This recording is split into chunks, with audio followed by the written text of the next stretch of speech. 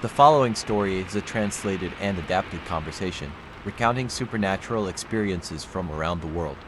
This content is intended for entertainment purposes only. Listen with an open mind and enjoy the thrill of the unknown. The content in this video is purely for entertainment. Viewer discretion is advised.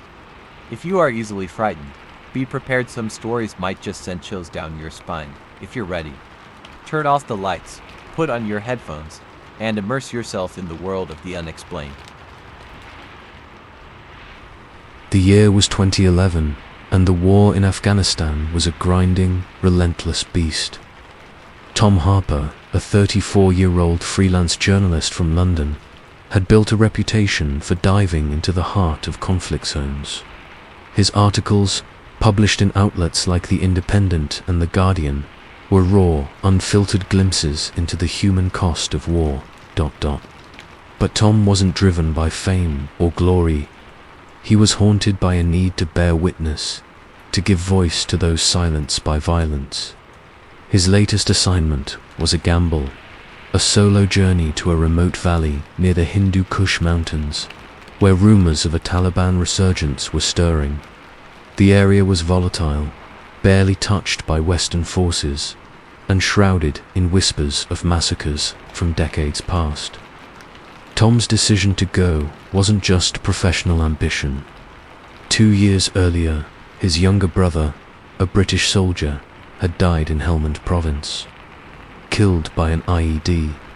The loss left a void in Tom, a gnawing guilt that he hadn't done enough to understand the war that took his brother. This trip was personal way to confront the chaos that had reshaped his life. Armed with a camera, a notebook, and a battered satellite phone, Tom set out, ignoring warnings from colleagues that the valley was a death trap. The journey to the valley was grueling. Tom hitched a ride with a convoy of Afghan National Army soldiers, their faces etched with exhaustion. The road wound through jagged peaks, the air growing thinner and colder with each mile. Dust coated everything, his clothes, his throat, his thoughts. The soldiers spoke little, but their glances told Tom they didn't trust this mission. That place, one soldier muttered, "It's cursed. The dead don't leave." By dusk, the convoy dropped Tom off at the edge of a desolate village, its mud brick houses crumbling under the weight of neglect. The village, unnamed on any map, had been abandoned after a firefight between Taliban fighters and coalition forces months earlier. Bullet holes pocked the walls, and shattered windows stared like empty eyes. Tom's plan was to spend 2 nights, document the aftermath, and interview any locals who might still linger nearby. He felt a pang of unease as the convoy's taillights vanished into the twilight, leaving him alone in the silence. Tom set up camp in the least damaged house, a single-story structure with a sagging roof and a dirt floor. The air inside was stale, heavy with the scent of decay. He unpacked his gear, a sleeping bag, a gas stove, and a night vision camera to capture the village's eerie stillness. As he ate a cold MRE, he tried to shake the feeling that the house was watching him. The walls were scarred with claw-like marks, as if someone had tried to dig their way out. Just the wind, he told himself, but his voice sounded hollow in the empty room. That night, Tom couldn't sleep. The wind howled through the valley, rattling the broken shutters. He lay in his sleeping bag, staring at the ceiling, where faint stains hinted at blood long since dried. His mind wandered to his brother, to the letters he'd sent home describing the chaos of war. "It's not just the fighting," his brother had written. "It's the feeling that something's always there, just out of sight." Around midnight, Tom was jolted awake by a sound footsteps, slow and deliberate, crunching on the gravel outside. His heart raced. He grabbed his flashlight and crept to the window, peering into the darkness. The beam cut through the night, revealing nothing but barren ground and the skeletal remains of a nearby tree. The footsteps stopped. Silence pressed against his ears, thick and unnatural. Taliban scouts, he wondered, but the village was too remote, too ruined to be a target.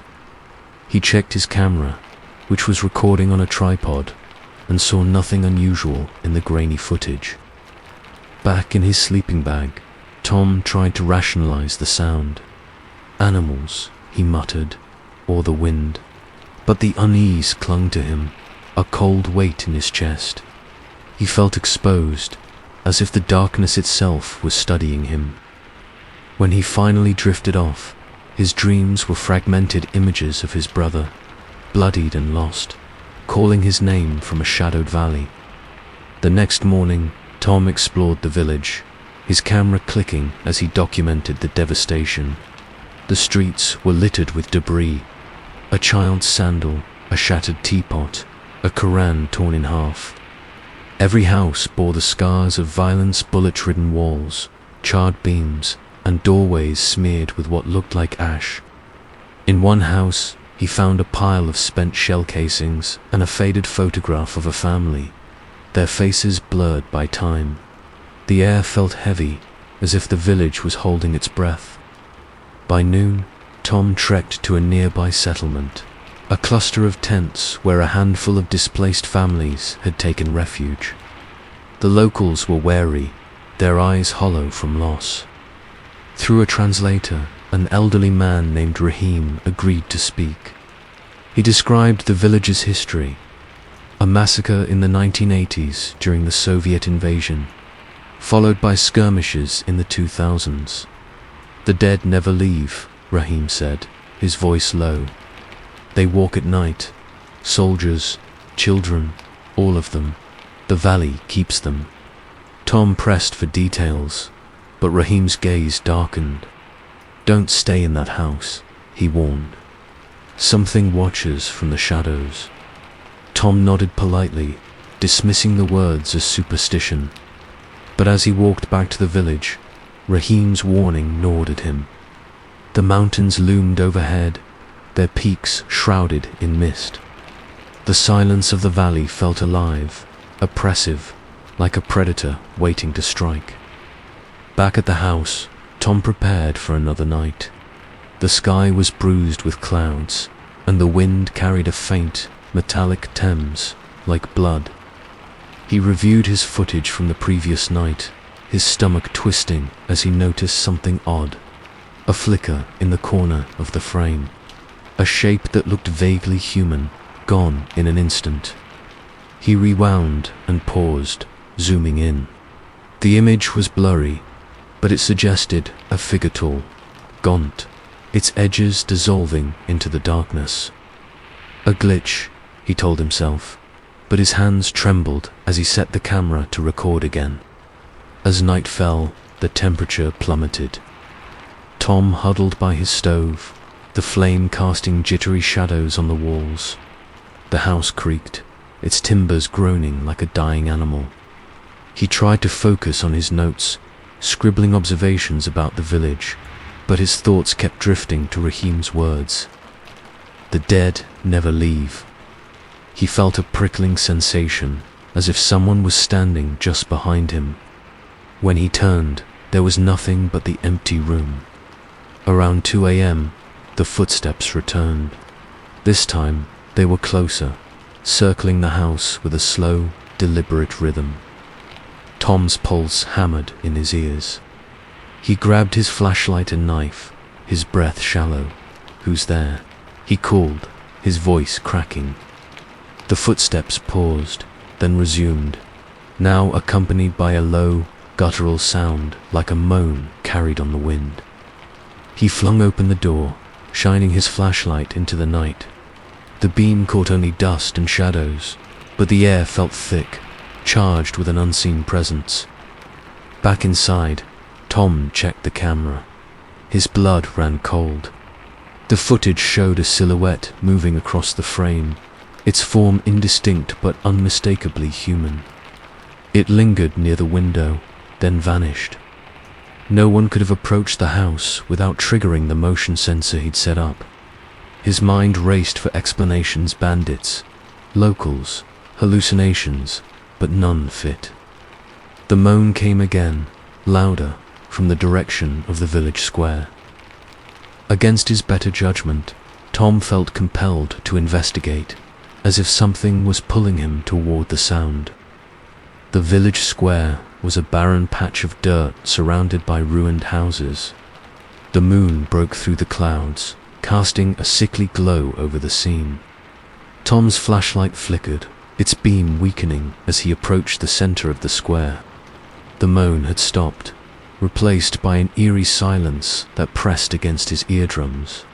His skin prickled, and his breath fogged in the freezing air. He felt watched, not by one pair of eyes, but by many, their gaze boring into him from the darkness. Then he saw it, a shadow, taller than a man, standing at the edge of the square. It was motionless, its outline jagged and unnatural, as if it didn't belong to this world. Tom's flashlight died completely, plunging him into near darkness. His heart pounded so loudly he thought it might burst. "Who are you?" he whispered, his voice barely audible. The shadow shifted, its edges blurring, and began to move toward him. It didn't walk, it glided, its form flickering like a broken film reel. Tom stumbled backward, his knife slipping from his sweaty grip. The air grew colder, the temperature dropping so sharply his teeth chattered. The shadow stopped a few feet away, and for a moment, Tom thought he saw a face, hollow eyes, a mouth twisted in agony, skin grey and torn. The moan returned, now a chorus of voices, rising and falling like a dirge. Tom's legs buckled, and he fell to his knees, overwhelmed by a crushing sense of despair. It was as if the shadow was feeding on his fear, draining his will to move. In his mind, he saw flashes of the village's past, soldiers gunned down, families screaming, blood soaking the earth. The images weren't his memories, yet they felt real, as if the shadow was forcing him to witness the valley's pain. He thought of his brother, his face among the dead, reaching out with bloodied hands. "Run," a voice whispered, sharp and urgent. Whether it was his own mind or something else, Tom didn't know, but it snapped him out of his paralysis. He scrambled to his feet and ran back to the house, the shadow's presence trailing him like a cold breath on his neck. The voices grew louder, a cacophony of anguish that echoed in his skull. He slammed the door shut, barricading it with a broken chair, and curled up in the corner, clutching his camera like a talisman. The footsteps resumed, now inside the house, pacing just beyond the walls of his room. They stopped at the door, and for a moment Tom felt the shadows gazed through the wood, heavy and malevolent. Dawn broke, pale and weak, filtering through the cracked windows. The footsteps had stopped, and the air felt lighter, though the house still carried a lingering dread. Tom's hands shook as he packed his gear, his mind replaying the night's events. He checked the camera again, but the footage was corrupted. The files unreadable except for a single frame, the shadow, its hollow eyes staring directly into the lens. He deleted it, unable to bear its presence. As he left the village, Tom felt the weight of unseen eyes following him. The mountains seemed to loom closer, their peaks sharp and unforgiving. He trekked back to the main road, where a passing NGO convoy picked him up. The driver, a grizzled Afghan man, noticed Tom's pallor and asked what he'd seen. Tom hesitated, then muttered something in the village. The driver nodded, unsurprised. "The valley keeps its dead," he said, echoing Raheem's words. Back in London, Tom tried to move on. He wrote his article, a stark account of the village's ruins, but omitted the shadow. No one would believe him, and he wasn't sure he believed himself. Yet the experience clung to him, a shadow of its own. He couldn't sleep without checking the corners of his room. couldn't walk alone at night without feeling that cold gaze. His dreams were haunted by the valley, by the voices, by the face in the shadow that sometimes wore his brother's features. Tom never returned to Afghanistan. He took fewer assignments, his passion for journalism dimmed by the memory of that night. The camera he'd used in the village sat untouched in a drawer, its lens covered, as if to keep something trapped inside. Sometimes, late at night, he thought he heard footsteps circling his apartment, slow and deliberate, just beyond the walls. In 1999, Monrovia, the capital of Liberia, was a city under siege. The Second Liberian Civil War had turned streets into battlegrounds, with rival factions Charles Taylor's forces, rebel groups, and desperate civilians clashing in a relentless cycle of violence. Amid the gunfire and smoke, Elena Marquez, a 38-year-old war photographer for The Guardian, arrived in the city. Known for her stark, unflinching images of conflict, Elena had a reputation for capturing the human toll of war with an almost obsessive clarity. Her work had taken her to Bosnia, Rwanda, and Chechnya, but Liberia's raw brutality felt different, as if the land itself was bleeding. Elena's drive wasn't just professional. A decade earlier, she'd lost her younger sister to a stray bullet in a gang war in her hometown of Madrid. The grief had fueled her career, pushing her to document the world's darkest corners in a quest to make sense of senseless violence. Monrovia was her latest challenge, to photograph the war's impact on civilians, particularly children, who bore the brunt of the chaos. Armed with her Nikon camera, a notebook, and a battered Kevlar vest, Elena stepped into the city, ignoring warnings that Monrovia was a photographer's graveyard. The journey to Monrovia was a descent into hell. Elena flew into Roberts International Airport, where gunfire echoed in the distance. She hitched a ride with a UN convoy, the armored vehicles rattling through streets littered with debris-burned-out cars, shattered glass, and the occasional body left to rot. The air was thick with the stench of smoke and decay, and the heat pressed against her skin like a living thing. The UN soldiers escorting her were tense, their eyes scanning rooftops for snipers. "Stay low," one warned. "This city eats people." The UN dropped her off at a makeshift safe house in Sinca, a district relatively untouched by the heaviest fighting. The house was a crumbling relic, its walls pocked with bullet holes, but it had a roof and a generator luxuries in a city on its knees. That first night, Elena couldn't sleep. The distant pop of gunfire mingled with the wail of sirens, and the safe house creaked as if protesting its own existence. She sat by a cracked window, reviewing her plan. Visit refugee camps, hospitals, and abandoned schools where civilians sought shelter. The schools intrigued her. Most places meant for learning turned into refuges for the desperate. She felt a pang of dread, a premonition she couldn't shake, but dismissed it as exhaustion. Just another job, she told herself, gripping her camera like a lifeline. By the third day, Elena had seen enough to haunt her for years. She'd photographed a hospital overrun with wounded children, their eyes vacant from trauma, and a market reduced to ash after a rebel raid. Her camera was heavy with images of suffering, but she felt hollow, as if she was stealing pieces of people's souls without giving anything back. Her unescort, a gruff Nigerian soldier named Kofi, suggested visiting an abandoned school on the outskirts of Monrovia. "People hide there," he said. "You'll find your story." The school, known locally as St. Mary's, was a sprawling, dilapidated complex surrounded by overgrown weeds and rusted barbed wire.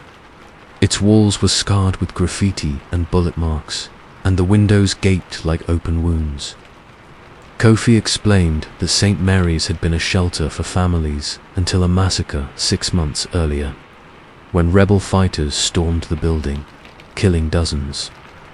The bodies had been cleared, but the school remained empty, shunned by locals who called it the place where spirits linger. Alina felt a chill as she approached the school, her boots crunching on broken glass. The air was stagnant, heavy with the scent of mold and something sharper blood, perhaps, or her imagination. Kofi stayed by the jeep, refusing to enter. "Bad place," he muttered, clutching his rifle.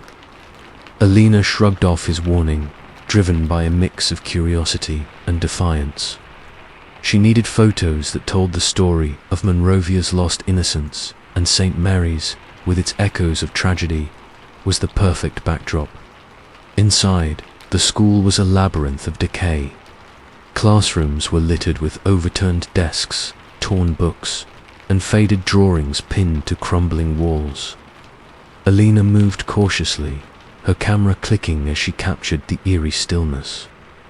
The silence was oppressive, broken only by the occasional drip of water or the creak of a loose board. She felt exposed, as if the building was watching her, its corridors stretching into shadows that seemed to shift when she wasn't looking. In one classroom, she found a chalkboard scrawled with a single word: help. The letters were uneven, written in a child's hand. Elena's stomach twisted. She imagined the children who'd hidden here, their fear etched into the walls. Her sister's face flashed in her mind, a memory of laughter cut short by a bullet. She shook it off, focusing on her work, but the weight of the school pressed against her, a growing sense that she wasn't alone. As she ventured deeper, Alina heard a faint sound like laughter, soft and distant, coming from the courtyard. Her pulse quickened. She followed the sound, stepping into an open space overgrown with weeds. The courtyard was empty, but the laughter lingered, echoing off the walls. "Kids," she called, her voice swallowed by the silence. No answer. She scanned the area, her camera raised, but saw nothing except the skeletal frame of a swing set, swaying slightly despite the still air. The sun was dipping low, casting long shadows across the courtyard. Alina was about to leave when she saw them, a group of children, 5 or 6, standing at the far end of the courtyard near a collapsed wall. They were dressed in tattered clothes, their faces smudged with dirt, watching her with unnerving intensity. She froze, her breath catching. She hadn't seen anyone in the school, and Kofi had said the area was deserted. Refugees, she reasoned, though their stillness unnerved her. Alina raised her camera, framing the shot.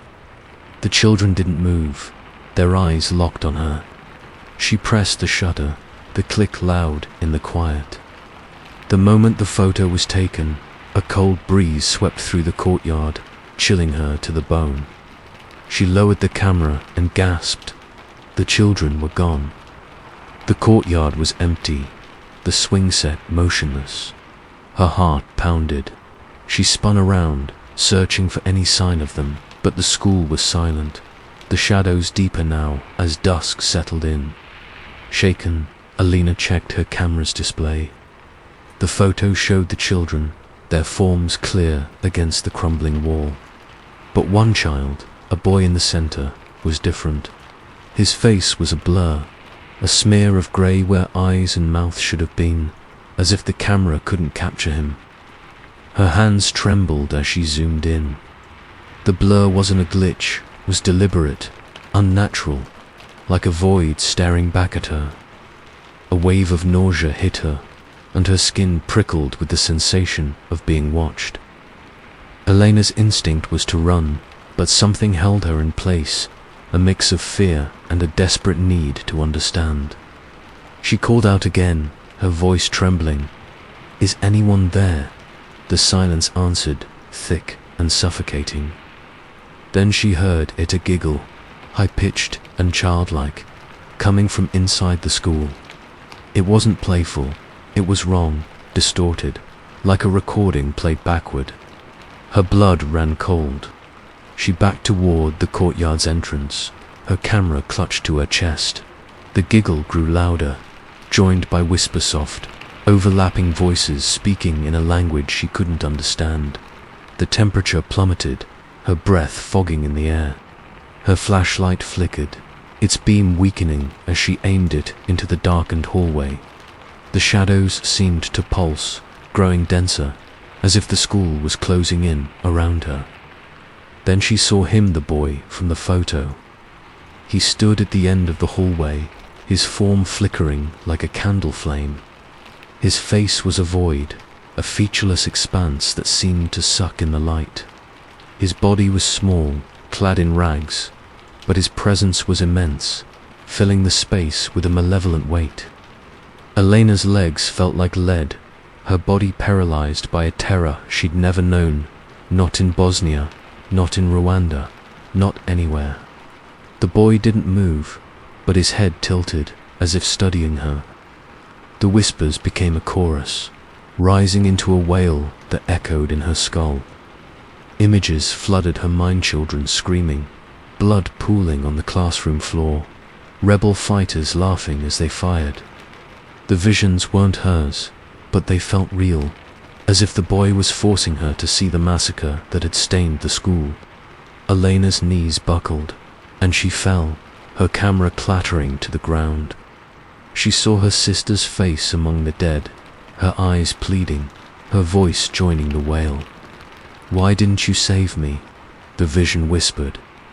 Elena screamed, the sound tearing from her throat. The boy took a step forward, his form glitching, parts of him vanishing and reappearing. The air grew colder, the hallway darkening until only the boy's void face was visible, a black hole threatening to swallow her. "Run," a voice hissed, her own, or something else, she couldn't tell. Adrenaline surged, breaking her paralysis. She grabbed her camera and bolted, the wail chasing her through the corridors. Elena stumbled into the courtyard, her chest heaving. The school loomed behind her, its windows like eyes tracking her every move. She ran toward the jeep where Kofi was waiting, his face pale. "What happened?" he demanded, but Elena could only shake her head, her voice gone. As the jeep sped away, she glanced back. The school was shrouded in twilight, but she swore she saw a figure in the courtyard, a small, faceless boy watching her go. Back at the safe house, Elena tried to process what she'd seen. She checked her camera, her hands shaking. The photo of the children was still there, the boy's face a blur. But now, every photo she'd taken in the school was corrupted streaks of grey, shadowy figures in corners, and that same void face staring from different angles. She deleted them all, tears streaming down her face, but the images were burned into her mind. Elena left Monrovia 2 days later, her assignment unfinished. She filed a brief report with The Guardian, describing the school's ruins, but omitting the boy. No one would believe her, and she wasn't sure she believed herself. Back in London, the experience haunted her. She couldn't sleep without seeing the boy's face, couldn't hold her camera without feeling that cold grip. Her dreams were filled with the school, the wail, and her sister's voice, accusing her of failure. She stopped taking war assignments, her passion for photography dimmed by the memory of St. Mary's. The camera from Monrovia sat in a locked box, its lens covered, as if to keep something trapped. Sometimes, at night, Elena heard giggles, soft, distorted, coming from the shadows of her apartment. She never looked, afraid of what she might see. Months later, a colleague found a single print from Elena's Monrovia trip, slipped into a folder of unrelated photos. It showed the courtyard of St. Mary's, empty except for a faint, blurry figure in the Centaura boy with no face, his form etched into the paper like a stain. Elena burned the print, but the image lingered, a reminder that some things can't be erased.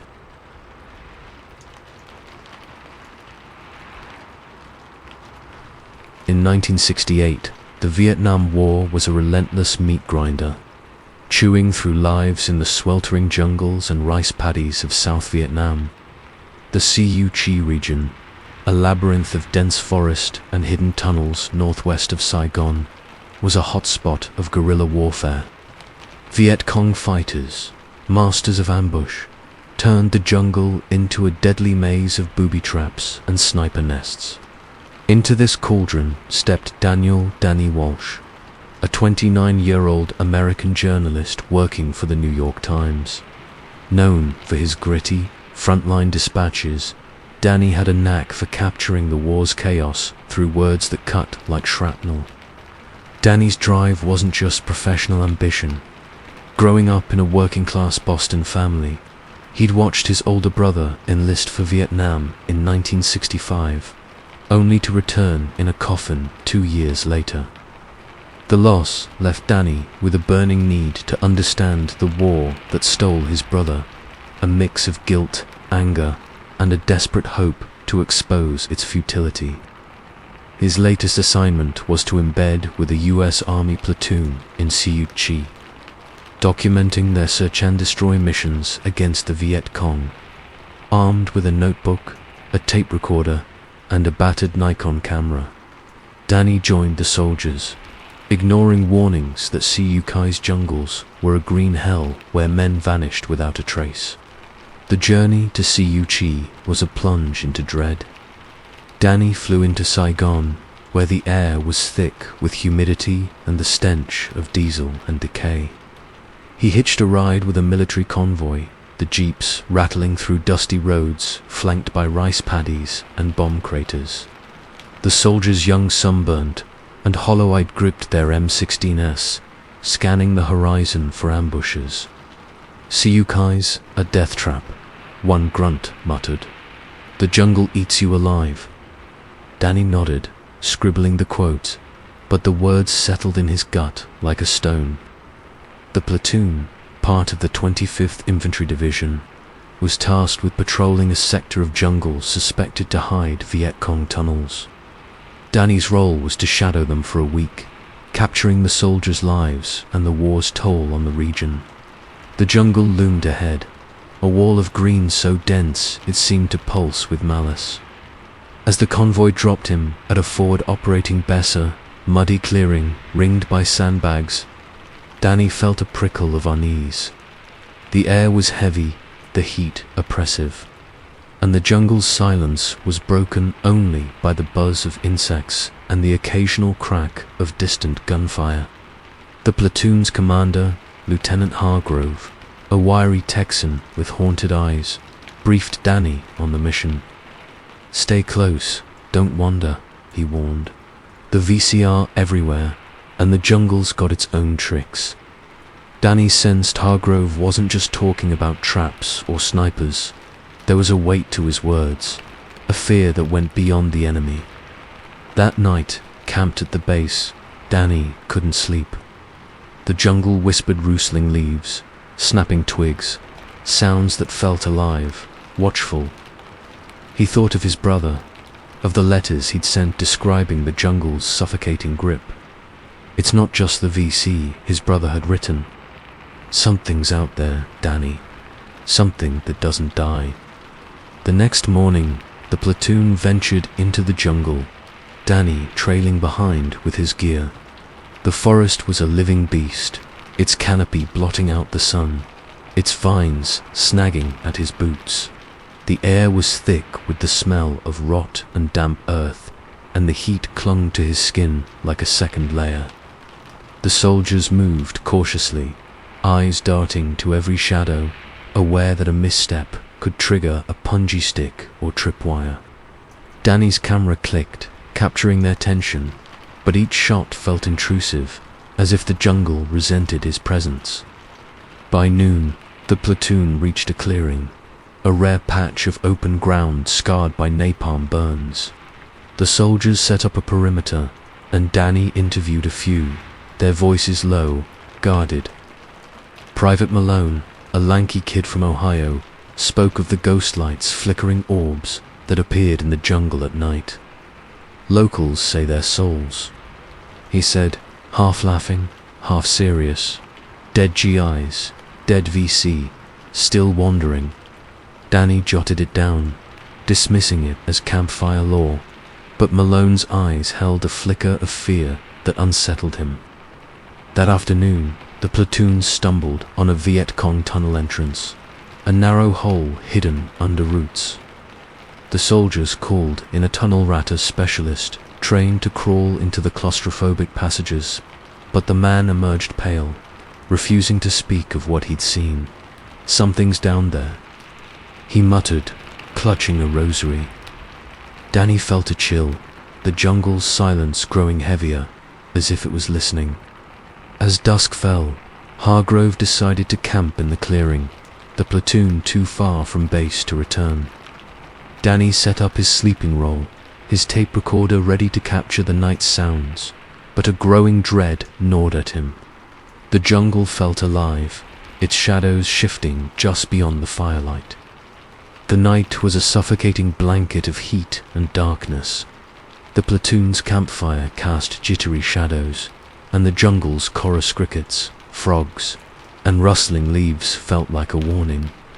Danny lay awake, his brother's letters echoing in his mind. The jungle knows you're here, his brother had written. It watches. Around midnight, he heard it a faint whisper, like voices murmuring in the distance. He sat up, straining to listen, but the sound vanished, swallowed by the night. The soldiers on watch, silhouetted against the fire, seemed oblivious, their rifles glinting in the glow. Then he saw it a small, pale light, no bigger than a firefly, floating among the trees. It hovered, swaying gently, then darted out of sight. Danny's heart quickened. Patrol, he wondered, but the platoon's sentries were accounted for, and no one left the perimeter at night too risky with VC snipers and traps. He grabbed his flashlight, its beam cutting through the darkness, but the light revealed only vines and shadows. The whisper returned, closer now, a low, guttural sound that wasn't English or Vietnamese, something older, primal. Danny checked his tape recorder, which was running. The whispers were faint but audible, a chorus of voices overlapping in a language he couldn't place. His skin prickled, a sense of being watched pressing against him. He thought of Malone's ghost lights, of the locals' tales of wandering souls. Just the jungle. He told himself, but his voice trembled. He lay back, eyes fixed on the canopy. The light's afterimage burned into his vision. Sleep came fitfully, haunted by dreams of his brother, bloodied and lost, calling from the trees. The next morning, the platoon pressed deeper into the jungle, Danny's unease growing with each step. The air was thicker, the heat more oppressive, and the jungle seemed to close in, its vines and roots like fingers brushing his skin. The soldiers were tense, their banter replaced by silence, as if the jungle had drained their spirit. Danny's camera captured their faces, but the photos felt wrong. The soldiers' eyes too wide, their shadows too dark. Near midday, the platoon found a grim relica makeshift graveyard. A cluster of shallow graves marked by crude wooden crosses and rusted helmets. Some were American, others Viet Cong, their bodies left where they fell during a forgotten skirmish. The soldiers paused, heads bowed, while Danny photographed the scene, his hands shaking. The graves were fresh, the earth still soft, and a faint smell of decay lingered. They didn't get home, Hargrove said quietly, his voice heavy with guilt. As Danny knelt to adjust his lens, he heard the whisper again, clearer now, coming from the graves. He froze, his recorder in hand. The sound was human but distorted, a plea or a curse, rising and falling like a chant. He glanced at the soldiers, but they seemed deaf to it, their focus on the graves. The whisper stopped, and a cold breeze swept through the clearing, chilling his sweat-soaked skin. He checked his recorder, but the tape was blank. The voices gone. His stomach twisted, a mix of fear and fascination pulling him deeper into the jungle's mystery. That night, the platoon camped in a new clearing, the graveyard's memory hanging over them like a shroud. The jungle was darker, the canopy thicker, the stars invisible. The campfire flickered, its light barely reaching the trees. Danny set up his gear, his tape recorder running, his camera ready to capture the night.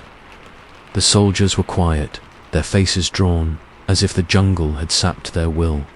Malone, sitting nearby, muttered about the ghost lights again.